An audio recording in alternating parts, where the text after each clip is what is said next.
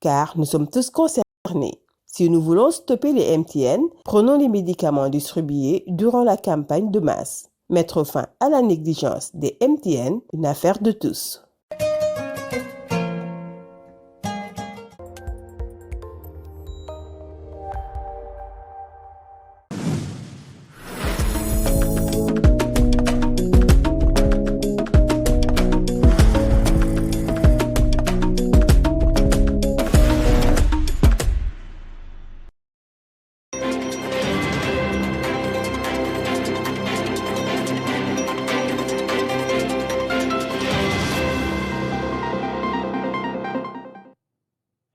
Mesdames et messieurs, bonjour, très ravi de vous retrouver pour cette édition du Trésor à la une de l'actualité.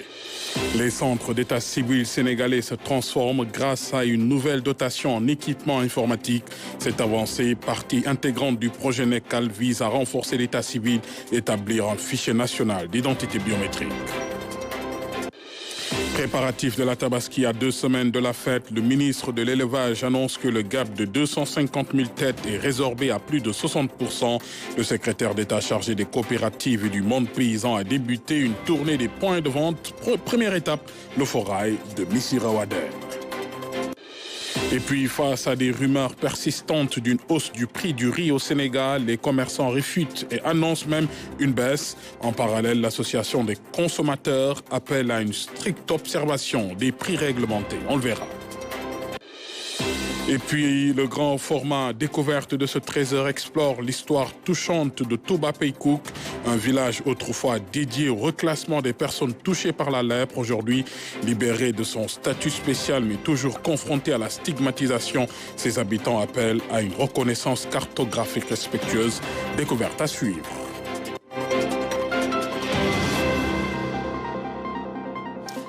Voilà pour les titres de ce trésor. Bienvenue à tous. Coopération renforcée entre le Sénégal et la Mauritanie. Les deux pays ont renouvelé le protocole d'application de la Convention sur la pêche et l'aquaculture initialement signée en 2001. Les ministres de la pêche exhortent les acteurs à respecter scrupuleusement les dispositions. Compte rendu, Momodou Sakine. À travers la signature de cette convention, la République islamique de Mauritanie accorde au Sénégal un quota de 50 000 tonnes de poissons par an. Un quota qui est limité à 250 scènes tournantes déployées par 500 embarcations ciblant les espèces pélagiques. Selon toujours l'accord, 6% de ces embarcations doivent débarquer obligatoirement en Mauritanie. D'où cet appel du ministre des Pêches, des Infrastructures maritimes et portuaires. L'accord de pêche entre le Sénégal et la Mauritanie, qui date de 2001, est un modèle de gestion transfrontalière des ressources halieutiques partagées qui vise à assurer la durabilité et la conservation de nos ressources maritimes communes et à approvisionner nos marchés nationaux respectifs à travers notamment l'obligation de débarquement d'une partie de leurs produits par nos pêcheurs que nous exhortons à respecter scrupuleusement. Le ministre a aussi insisté sur d'autres points. Nous engageons également nos pêcheurs à respecter les quotas, les zones de pêche et à utiliser des méthodes de pêche durables et à veiller à ce que l'impact sur les écosystèmes marins soit minimal. Ce déplacement du ministre des Pêches en Mauritanie a un double objectif. D'une part, le renouvellement du protocole de pêche qui arrive à échéance dans quelques semaines et d'autre part, l'échange d'expériences sur la base de nos avantages comparatifs respectifs dans les domaines ci-après. La pêche continentale, l'aquaculture et l'industrie de transformation de produits de la pêche du côté sénégalais, la surveillance maritime et la recherche scientifique du côté mauritanien. En marge de la visite de travail, le ministre des Pêches a été reçu en audience par le Premier ministre de la République islamique de Mauritanie. Dr Fatou Diouf s'est aussi rendu au centre de surveillance des gardes-côtes mauritaniennes. Modernisation en vue pour les centres d'état civil du Sénégal grâce au projet NECAL. Ordinateurs, imprimantes et équipements de pointe sont désormais disponibles pour renforcer l'efficacité administrative et consolider un fichier national d'identité biométrique. Ça le sec. L'acte est symbolique, il entre dans le cadre de la modernisation de l'état civil. Au total, des centaines d'ordinateurs et d'imprimantes sont mis à la disposition des collectivités territoriales. Le matériel que nous vous remettons aujourd'hui à la disposition des communes permettra aux officiers et agents d'état civil de travailler plus efficacement et d'offrir un meilleur service aux usagers. Il s'agit de 1200 ordinateurs, 1000 imprimantes, 1200 onduleurs, des serveurs et d'autres équipements d'une valeur totale de 1,2 milliard de francs CFA. Cette opération financée par l'Union européenne, que je remercie au passage, s'inscrit dans le cadre d'un vaste chantier de digitalisation de l'état civil engagé par mon département à travers l'Agence nationale d'état civil dans le cadre de la mise en œuvre du programme NECAL, que je félicite au passage. Monsieur le ministre, je voulais dire que cette opération que vous allez faire aujourd'hui est certes une opération de modernisation, mais c'est également une mesure d'équité territoriale qui permet aux communes rurales d'être au niveau avec les communes urbaines et d'être connectées à l'intranet gouvernemental.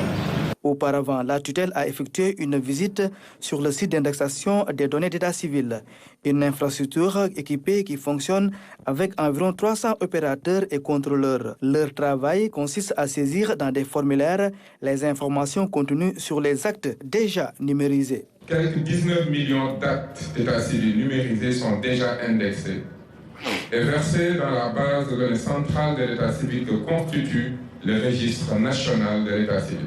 Le registre national de l'état civil ainsi que l'application de gestion des faits d'état civil sont hébergés de manière sécurisée dans des data centers de l'État par CNM SA qui, en plus de fournir 2 sites d'hébergement, a mis en service la connexion de 234 centres d'état civil reliés à l'intranet gouvernemental. Quelques 255 autres centres seront aussi connectés dans les semaines à venir. Ce travail se poursuit avec les équipes de l'ANEC. À ce jour, l'application de gestion d'état civil est installée dans 145 centres avec la formation des agents. Des séances de travail avec l'ANEC, la Direction générale de la comptabilité publique du Trésor, ainsi que Gaïndé 2000 ont démarré l'intégration de la solution comme concentrateur de paiement dans la plateforme d'offre de services aux usagers. Cette plateforme va permettre aux usagers de demander de manière sécurisée des actes d'état civil sans se déplacer, mais aussi de vérifier l'authenticité des copies d'actes. Le lancement de cet important projet pilote est prévu pour septembre 2024. Ainsi, la modernisation de l'état civil se poursuit et le ministre Moussa Balla Fofana entend accélérer le processus. Nouvelle ère pour Sénégal Numérique SA. Isidore Diouf prend les rênes avec l'ambition de propulser la digitalisation de l'administration et de booster l'industrie numérique. Son prédécesseur, Cheikh Bakhoum, souligne les réalisations marquantes de son mandat. On reste avec vous, Salosek. Après 9 ans et 11 mois passés à la tête de la direction générale de Sénégal Numérique SA, Cheikh Bakhoum passe le témoin à Isidore Diouf. Une nouvelle ère s'ouvre donc dans cette société nationale et dans sa vision adossée aux instructions du chef de l'État, le nouveau directeur général entend renforcer la politique de digitalisation de l'administration. Le cap défini par le président de la République est très clair. La digitalisation de l'État et le développement de l'industrie numérique constitue l'un des piliers de sa gouvernance. Et le CNM constitue le moteur, la cheville ouvrière de cette stratégie. Notre vision est que le numérique est un accélérateur du développement sur tous les plans, économique, industrie, santé et dans le domaine de l'éducation. Et je pense que le CNUM doit être l'épicentre justement pour pouvoir piloter toutes ces ambitions-là dans les différents secteurs que je viens de citer. Un véritable travail d'accélération va être mené pour permettre au CNUM SA de mieux jouer son rôle. L'économie numérique actuellement pèse 3,3% de notre PIB. Et le taux de pénétration de l'Internet, les dernières statistiques de 2021, est environ de 46%. Donc c'est vous dire que l'ambition et le défi est large. Et il nous faut justement accélérer tout le travail qui a été fait, qui a été bâti à ce stade-là pour justement dépasser ces taux de pénétration-là et justement être au niveau des têtes de pont en Afrique dans le domaine de la digitalisation. Autre défi à relever, la construction d'une infrastructure robuste et sécurisée pour être la tour de contrôle des programmes digitaux de l'État. Des actions inclusives qui devront renforcer les acquis de la société. Nous avons priorisé les outils au service de l'amélioration des conditions de travail de l'administration, mais aussi de la perception du service public par les administrés. Je fais allusion à des plateformes comme Sénégal Service, qui consacrent aujourd'hui la dématérialisation des procédures administratives. Je pense à l'ambitieux programme PAMA avec Girafe, qui a accéléré définitivement l'outillage des agents, des fonctionnaires, de toutes les hiérarchies et a permis une intégration de près de 18 000 agents sur la messagerie gouvernementale. Ces initiatives vont être renforcées par le directeur général entrant. Un appel est donc lancé au personnel pour une mobilisation afin de relever les défis de l'accélération de la digitalisation de l'administration. Face à des rumeurs persistantes d'une hausse des prix du riz au Sénégal, les commerçants contre-attaquent en annonçant une baisse du coût de la tonne. Une affirmation soutenue par l'Association des consommateurs qui appelle au respect strict des prix réglementés. C'est un reportage d'Aminata Mengofal. Depuis quelque temps, des rumeurs sur une prétendue hausse du prix du riz brisé non parfumé circulent. Au marché Castor, le constat est tout autre. Les commerçants s'étonnent et vendent toujours au même prix. Nous vendons toujours au même prix. Le sac de riz à 23 500 francs. Le kilogramme à 500 francs. Cela fait 4 ou 5 mois que les prix n'ont pas changé. C'est juste des rumeurs. Il n'y a pas de hausse à notre niveau. Du côté des importateurs, l'on parle plutôt d'une baisse de 20 000 francs sur la tonne. Aujourd'hui, même avec la subvention de l'État, les prix ont baissé de 20 000 voire 25 000 francs par tonne. Aujourd'hui, ce riz-là que vous voyez, c'est du riz de luxe. Non parfumé, mais riz de luxe, qui n'est pas de l'Indien. À un super, c'est la qualité. Aujourd'hui, que tu peux avoir à 360 000.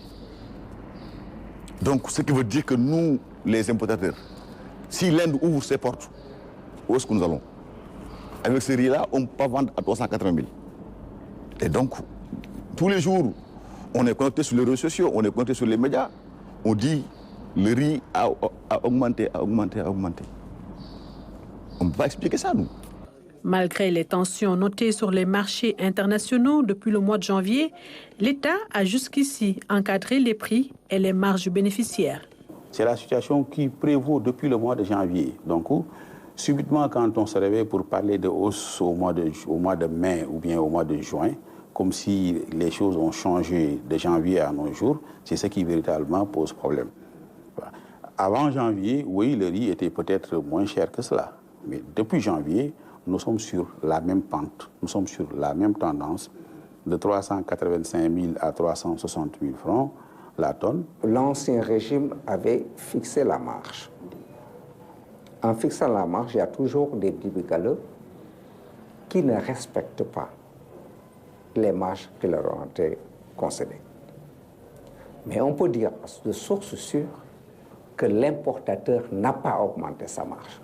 C'est là où on maîtrise le mieux, au corps de contrôle, d'être sur le terrain, avec les 1000 volontaires de la consommation. C'est pourquoi nous demandons que ces 1000 volontaires accompagnent maintenant les corps de contrôle sur le terrain pour momentanément vérifier quand même l'encadrement par la marge. Avec les restrictions de l'Inde, premier pays exportateur de riz dans le monde, les importateurs sénégalais ont migré vers le Pakistan et la Thaïlande pour approvisionner le marché. Certains disposent d'assez de stock et ont du mal à l'écouler. On vend à perte, mais on est contraint. Parce que, madame, vous avez ça, c'est beaucoup d'argent. L'argent là, qui est là, c'est des milliards. C'est des milliards que l'importateur, que je disais tantôt, qui est le premier patriote, qui met ces milliards dans le périssable. L'argent là, on la loue. Il y a des échéances, il y a des frais fixes, il y a des frais bancaires. Avec les engagements, on est obligé de vendre. Parce que depuis l'annonce, tout le monde est là.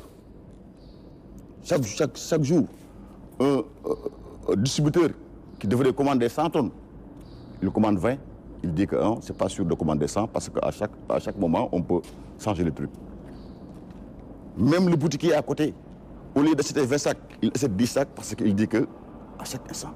Donc nous, on a besoin de l'État pour s'asseoir sur une table, pour parler, parce que nous sommes des Sénégalais. Le sacrifice que les gens là ont fait pour mettre du stock en place aujourd'hui, c'est vraiment à saluer, quoi.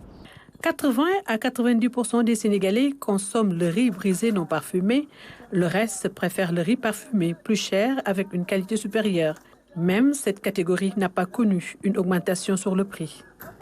Ça, c'est un riz de luxe qui n'a jamais été subventionné par l'État, qui est consommé par 10 voire 15% des Sénégalais.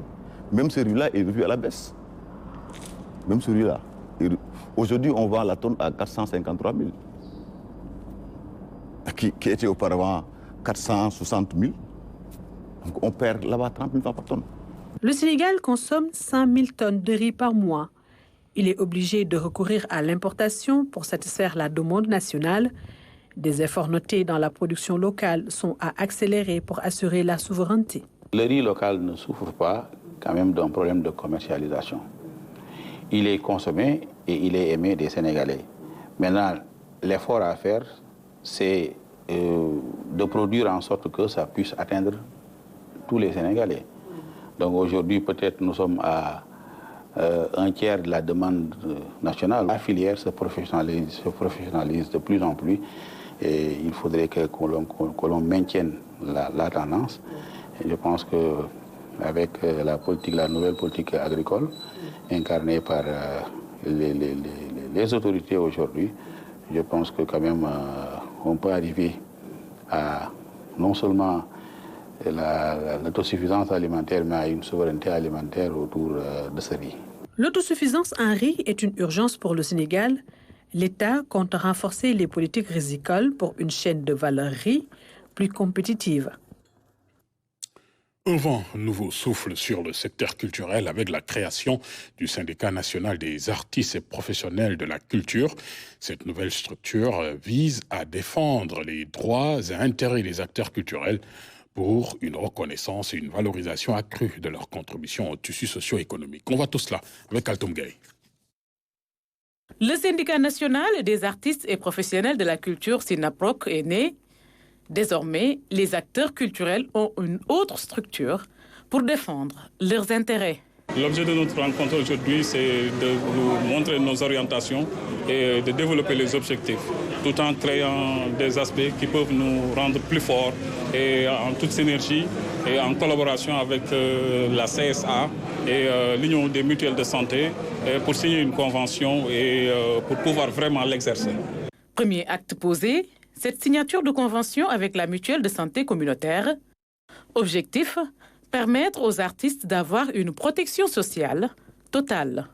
L'importance de cette réunion, c'est de donner la chance aux artistes de pouvoir se soigner, d'avoir une bonne santé, d'avoir leur protection sociale et de ne plus être derrière qui que ce soit, de prendre leur devant et d'essayer de prendre leur image et leur avenir en main. C'est ce qui nous amène aujourd'hui aussi. Nous avons signé une convention avec les mutuelles de santé.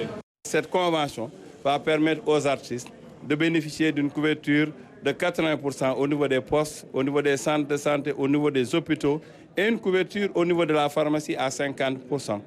Et nous sommes allés plus loin dans le cadre de la protection sociale et des discussions sont très avancées pour offrir aux artistes avec la mutualité sociale en début d'année 2025 une pension de retraite pour les artistes, le droit à un pécule donc, au niveau de l'accident de travail, les allocations familiales, donc le risque maternité. La structure est déjà sur le terrain. Elle vient avec une batterie de doléances. Nous demandons à la SODAV de tout faire pour permettre à tous les sociétaires de pouvoir détenir de leur carte. Le deuxième point, c'est concernant le vote concernant le président du conseil d'administration, la mise en place de la commission permanente de contrôle et aussi avant l'application des copies privées, qu'on puisse avoir quand même quelque chose de clair par rapport aux gestionnaires des copies privées. Voilà, c'est pratiquement les doléances les plus pertinentes. La feuille de route est donc tracée. Le syndicat national des artistes et professionnels de la culture mettra tout en œuvre pour que ses membres puissent vivre de leur art en toute quiétude. Et place maintenant à l'actualité de nos régions.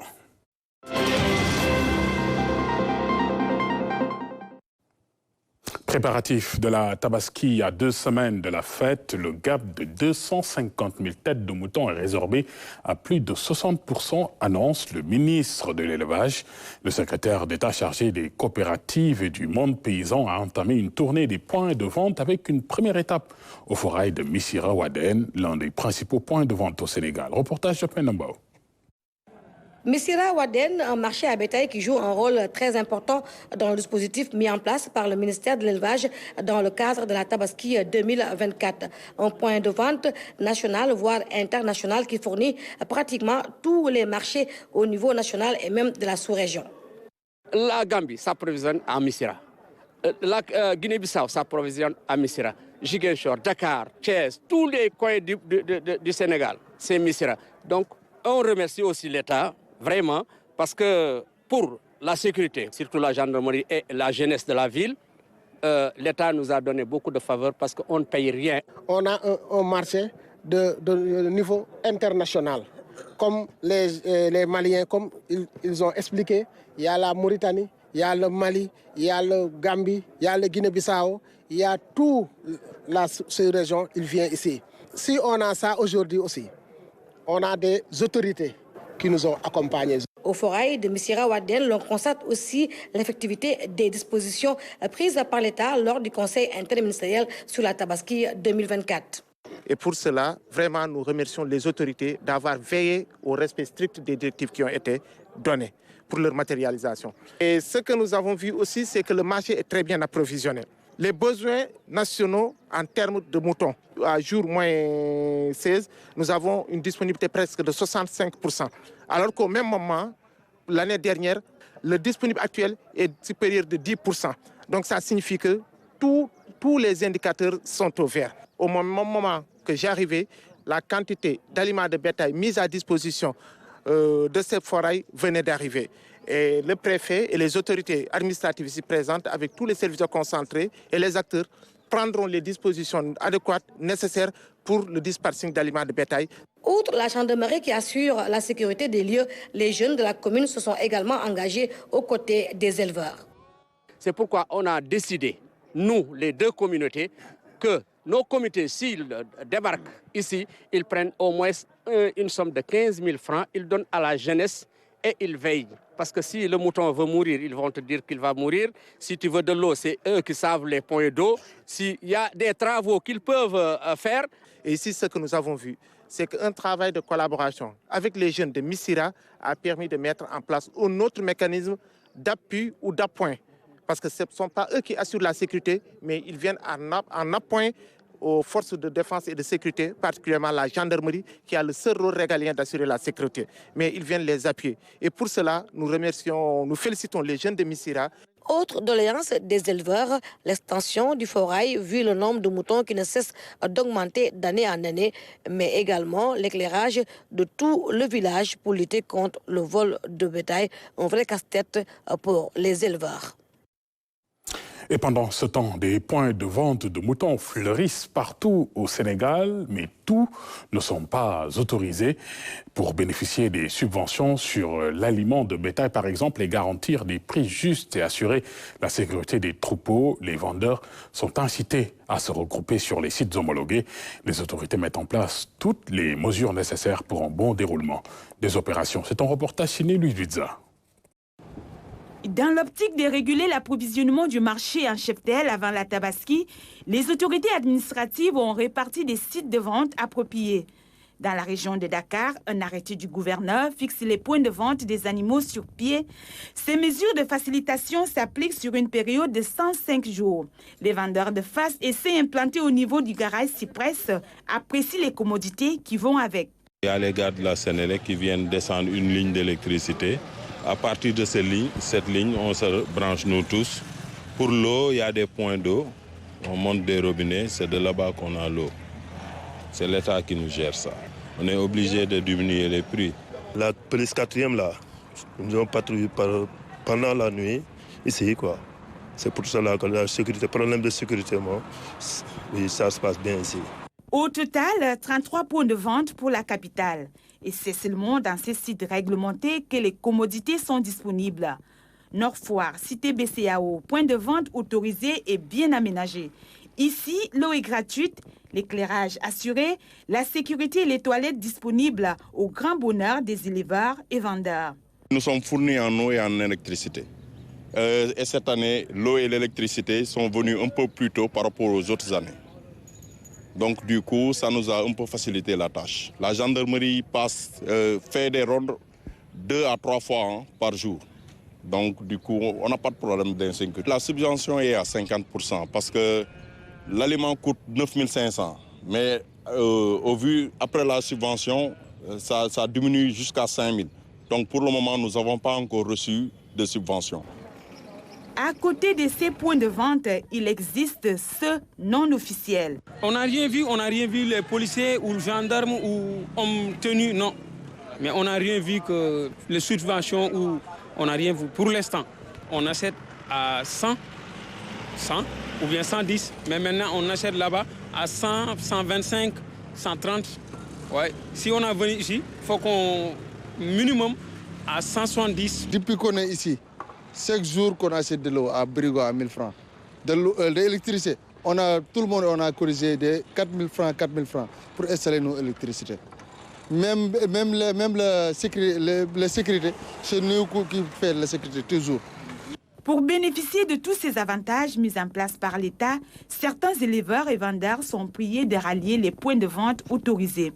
Point besoin d'occuper l'espace public de manière anarchique et solidaire si l'on veut recevoir de l'aliment du bétail subventionné. Et à Kaolack, le service de néphrologie de l'hôpital régional célèbre une décennie de lutte contre l'insuffisance rénale, maladie prévalente dans la région. À l'occasion de son 10e anniversaire, un bilan est dressé sur les succès et les défis persistants, notamment la capacité limitée de la prise en charge qui ne répond qu'à une fraction des besoins. Claire Diop.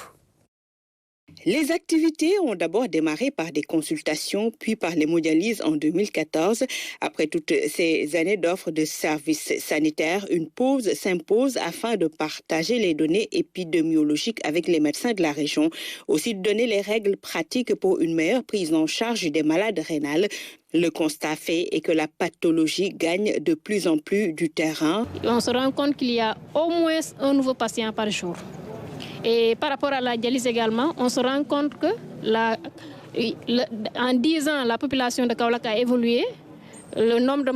Par contre, le centre de dialyse reste le même, avec la même capacité d'accueil depuis de 2014 jusqu'à 2024, alors que la population de Kaolack augmente.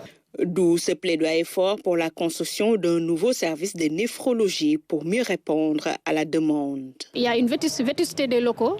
Et c'est pourquoi aussi, pour ces données, l'objectif également, c'est de dire que nous sommes en train de travailler, nous faisons un effort de travailler, mais nous ne sommes pas quand même dans les conditions optimum pour le faire et pour réaliser d'autres actes qu'on aurait dû faire, comme la dialyse péritonéale, comme les poncions biopsillaires, parce que nous n'avons pas d'espace en tant que tel. Les malades abondent dans le même sens. À cela s'ajoute l'accès difficile à certains médicaments. Vraiment, nous en avons besoin. Nous sommes dans une salle très étroite et nous sommes hébergés même par la médecine générale. C'est très dur de rester là-bas pendant 4 heures de temps.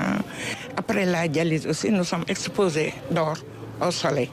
Là, la construction d'un centre est très nécessaire. Le produit là, Misera, qui est subventionné par l'État, mais qui nous revient à 27 500. Et le malade, souvent, en prend 4 dans le mois ou 5. C'est coûteux, plus les autres médicaments à prendre. Le ministère de la Santé a pris part à la rencontre pour des solutions durables. Nous avons fait en sorte qu'il y ait un maillage national dans toutes les régions, qu'on ait des centres de dialyse. Et nous, avec le ministre de la Santé, Dr Ibrahim Sy, nous travaillons à renforcer cela, en faire en sorte que la liste d'attente soit vraiment résolue qu'on ait une capacité d'accueil plus étendue dans nos centres et qu'aujourd'hui que des kits soient disponibles. Et tout cela réside à des concertations entre acteurs et à des recommandations fortes qui sont prises pour accompagner le ministère dans cet élan-là de résoudre le problème de la dialyse au Sénégal. À ce jour, le Sénégal compte quelques 26 centres de dialyse. Kaolack abrite l'un des plus grands avec ses 9 générateurs fonctionnels pour une cohorte de 43 malades chroniques, soit 3 branchements un jour sur 2. Au-delà des consultations, des séances de dialyse, des séances d'information et d'éducation pour un changement de comportement. Et direction, pour finir, Touba Pays Cook, un ancien village de reclassement pour personnes affectées par la lèpre. La stigmatisation persiste malgré l'éradication de la maladie il y a 9 ans au Sénégal. Les habitants demandent aujourd'hui la reconnaissance officielle de leur localité sans les stigmates du passé, soulignant la nécessité d'une véritable inclusion sociale. Grand format découverte est signé Mariam Biramba.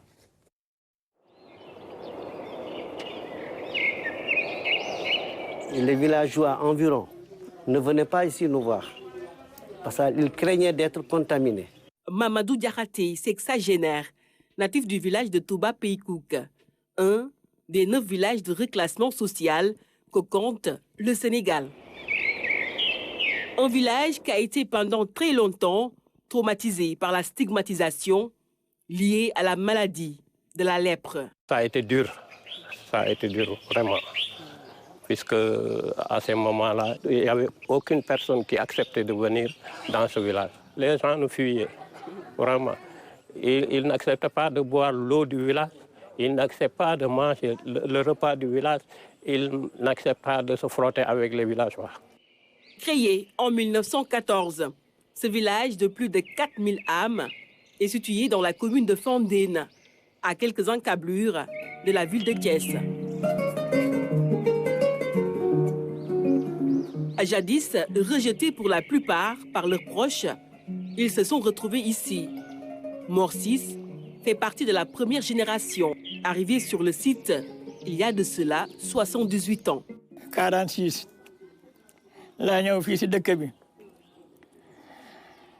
C'est en 1946 que je suis venu ici. En son temps, les colons qui avaient créé ce village nous avaient octroyé 1 km².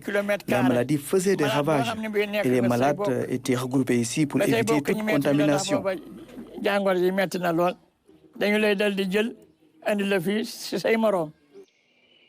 Une double peine, la douleur physique et l'exclusion. La stigmatisation dont ils faisaient l'objet avaient même eu des répercussions sur la vie de leurs enfants. Auparavant, ces derniers ne pouvaient en aucun cas traverser les rails qui les séparaient de la ville de Thiès. Conséquence, ces fils de lépreux ne pouvaient même pas fréquenter l'école. Et pourtant, ils n'étaient guère malades de la lèpre. Abdoulaye Mar est un témoin de l'histoire. À cette époque, il avait 12 ans. Je fais partie des premiers élèves de ce village. C'était en 1961. À ce moment-là, il n'y avait pas de classe. Il y avait un magasin qui a été construit par l'administration coloniale. C'est là où nous avons débuté nos études. Il n'y avait pas de table basse. Chaque élève venait avec son banc. Mais aujourd'hui, tout a changé. Actuellement, tout a changé. Aujourd'hui, rien que dans le cycle primaire, l'on enregistre 581 élèves. Mieux, des fils de malades de la lèpre sont au niveau des sphères les plus hautes de l'État. Des ingénieurs, on a eu des profs d'université, on a eu des militaires, des caporaux, un peu partout. Le contexte a certes évolué, mais la stigmatisation est toujours d'actualité. Au niveau de la cartographie du Sénégal, ces localités n'y figurent pas. C'est des points rouges qu'on met et c'est de façon administrativement parlant. Parce que c'était régi par une loi, la loi 7603 du 25 mars 1976, qui ne leur permettait pas de figurer sur la cartographie du Sénégal. Et pourtant, la loi portant création de ce village de reclassement social a été abrogée en juin 2023 par le président Macky Sall. Il s'agit de la loi numéro 2023-04 du 13 juin 2023 portant abrogation de la loi numéro 7603 du 25 mars 1976 relative au traitement de la lèpre et au reclassement social des lépreux guéris ou mutilés. Il n'y a pas de mesure d'accompagnement. Ça a été une loi unique abrogée tout court. Et alors que c'est des gens qui ont vécu la stigmatisation, la discrimination pendant des décennies. Et je pense que si l'État prend son courage à deux mains et abroge cette loi, je pense que valablement il doit y avoir un document d'accompagnement de ces villages de reclassement qui ont été laissés en rade pendant des années. Leur souhait le plus ardent, plus de considération de la part des autorités. Si la loi a été abolie, je crois que le village doit exister comme tous les autres villages. On nous avait promis pour les handicapés, pour une assistance sociale, les femmes pour des financements pour qu'elles puissent faire des activités. Bon, il y avait beaucoup de ministres qui étaient venus ici, mais jusqu'à présent, on n'a rien vu. Jadis exclues de la société, ces populations ont retrouvé leur dignité depuis l'abrogation de la loi 7603 du 25 mars 1976.